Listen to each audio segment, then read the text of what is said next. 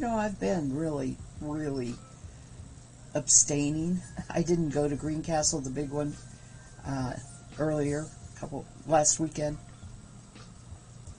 And so I was looking it over, and it says being held in a 300-year-old building.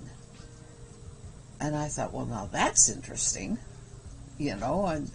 and when hubby got done and he got back in the car, I started telling him about it. We're driving home, right? We're going to take the laundry home because he washes it there and dries it here at home.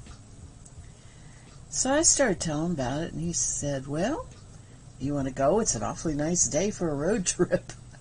And we looked it up, on the map, was under an hour from us. I mean, do you realize I can drive 3 hours sometimes to go to one way to go to a fiber fair, right? That's just really not heard of, to be that close. So we went. And it was a gorgeous day to drive. It really was. It was beautiful. And perfect spring Midwest weather, right? Lots of trees coming out, lots of things blooming. It's really, really wonderful. And we got to the town that it's supposed to be in, which is where I GPSed it to, was just the town. And driving around, we don't see anything. It looks like a fiber fair, and I think, oh man, is this going to be a bust or what, And so I finally said, wait a minute, I've got on that, they texted me, I've got an actual address. Let me put that in there. Well, we were about 5 miles away from it, right? We got to the town, but it was not right in town. We were about 5 miles away from it. So we got to it, and it's this really neat, old, restored, almost church-like building. And it was called a meeting house, which, actually, Shakers used to call their church's meeting house. But the description of it was a 300-year-old meeting house. And that's real, think back to the 1800s or whatever. Meeting houses were a big thing. I mean, that's where the community all came together for everything, right? So that was pretty exciting in this place, and it has been restored beautifully. It's pristine. I mean, it looks really wonderful for being that old.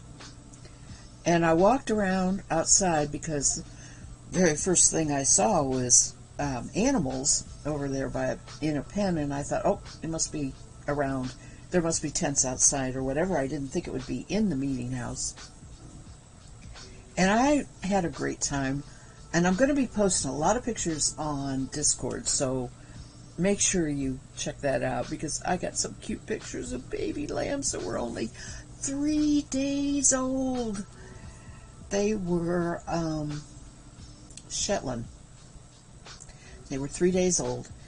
And the next pen had Jacob with some babies, and the last pen had a blue-faced Leicester with some babies. So that was the highlight with the kids. The guy that was there with the animals that brought them. They're from a farm in Kentucky, and that brought them. Said one little girl got into a pen with the sheep and just sat there petting the sheep for an hour. She wasn't there when I got there, but the kids love the animals when they're docile, and I imagine those little pet baby sheep probably just look like little kitty cats to her, right? They're right her size. So that was a lot of fun. They had a really lovely display of rug hooking with wool strips, and some beautiful rugs that somebody had made, and there was nobody there at the booth, so I'm not real sure, because I never went back to talk to anybody, but they were beautiful.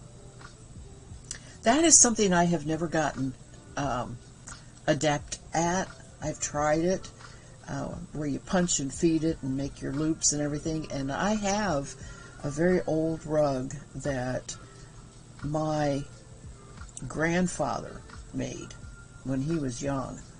That actually, I mean, it's flowers. It's very pretty.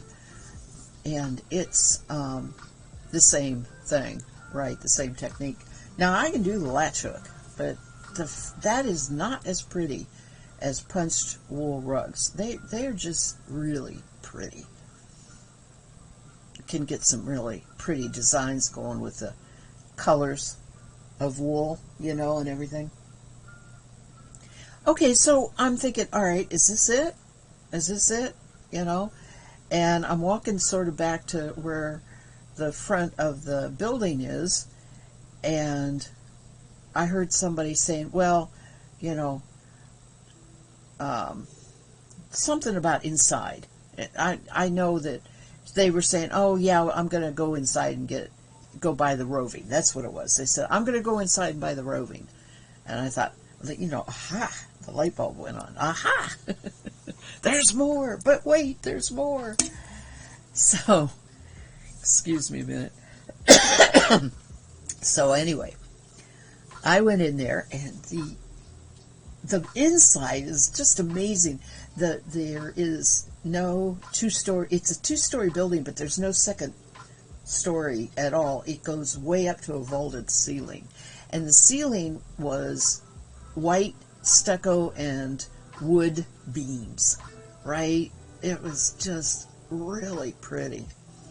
So I took some pictures of that too. And then, oh man, I am exhausted. I'm sorry, I just yawned. It's been a long day. I did all the driving for this today too. And I looked around, and this is a square building, right? One corner, good fourth of the building, is a nice big shop. 1/4 in the back is a great big student teaching area, and they're all over there piercing their pillow with needles, right? They're doing felting. And they were actually working on dryer balls with their needles, is what they were doing. The third section, third corner, was one great big booth. And the fourth section on the other corner was one great big booth. There were 3 vendors. Now, it sounds so sad, and it is in many ways, but there wouldn't be much room for anybody else in that building, right? They filled it out very nice. They had lovely stock. The one person was selling all sorts of felting supplies, and she probably was the one that was teaching the classes, as well as other miscellaneous yarn, just general good yarn. And then the one that I spent the most time had fleeces, as well as roving that they had made from some of their fleeces. And if I hadn't spent so much on the fleeces that I bought, I would have gone to the first one and bought some roving there, because they had a very inexpensive, they had 2 ounces of dyed wool for $6. That's a very good price. But I turned out that I pretty much spent all my money on the fleeces, so I didn't go back and get it. It would have been nice. It would have been a quick spin.